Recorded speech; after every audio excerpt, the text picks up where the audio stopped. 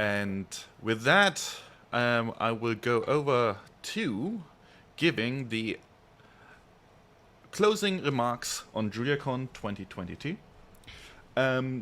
Looking over the conference, we had 3 days full of talks, roughly 124 lightning talks, 62 full talks, 14 experiences, 13 posters, and 7 Birds of the Feathers organized. Before the primary conference, we always have our workshop and mini symposia, and this year we had 15 workshops over 8 days. Roughly counting, we had about 8,000 online registrations, and as Jeff just mentioned, we amusingly also have about 8,000 packages.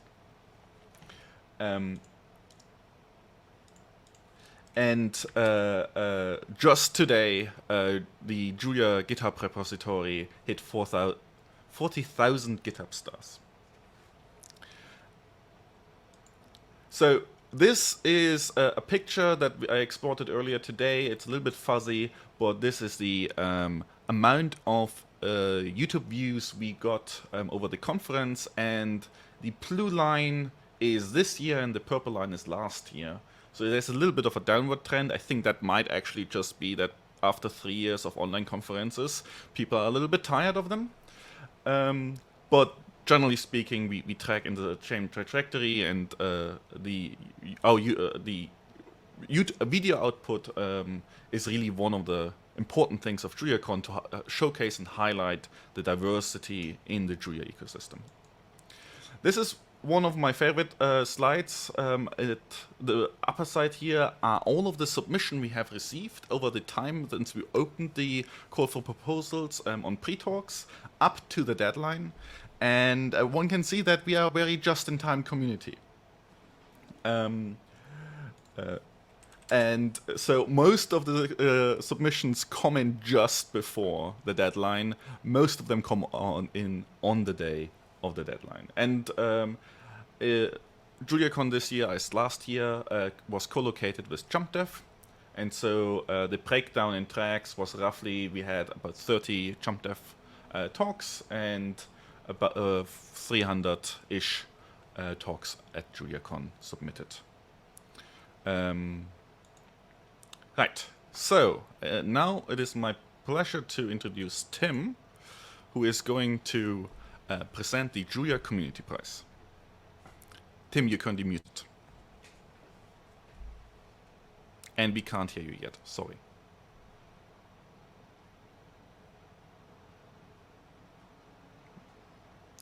Microphone is not yet working. No.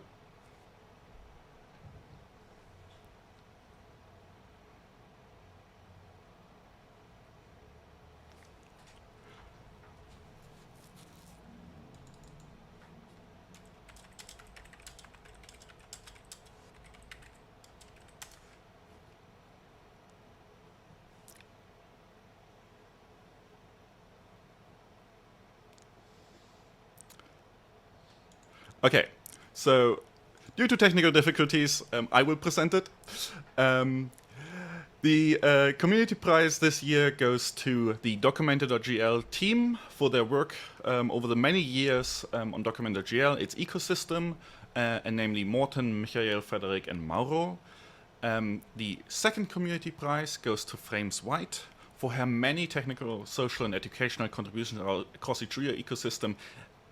It is way too much. We couldn't list it all. And the third community prize this year goes to Shuhei Kadowaki for his work on Chat.gl and his recent work on the Julia compiler and improvements. And Jeff highlighted them in the State of the Julia talk as well. The JuliaCon Community Prize is presented on behalf of Professor Alan Edelman, Professor Tim Hawley, and Curtis Vogt. On a personal note, we've been organizing for the last couple of years the JuliaCon proceedings, and I just wanted to remind everybody that any accepted speaker at JuliaCon is eligible to submit their work to the JuliaCon proceedings. If you want to learn more, there is an announcement on Discourse, and we also you can visit our website to find out how to submit. While you might think the conference is over, it is actually not. As usual, there is a hackathon on the weekend after JuliaCon. This Saturday and Sunday. It is going to happen on Discord and GatherTown, and see the hackathon channel on Discord for more details. There are going to be some volunteers are putting together topics that they are going to mentor, and if you're interested to work on any of that, just join. Try to coordinate with these volunteers and have a fantastic time at the hackathon. And now to the most important announcement. JuliaCon 2023 is hopefully going to happen in person. It is going to be hosted at MIT in Cambridge. And write down the dates right now. It's going to be between July 23rd to 28th. If you're interested in volunteering for JuliaCon, please reach out to the organizers at juliacan@julialand.org. And with that, I hope that you're going to enjoy the last half day of JuliaCon, that you're going to join us tomorrow for the hackathon, and that we see you next year. Thank you so much.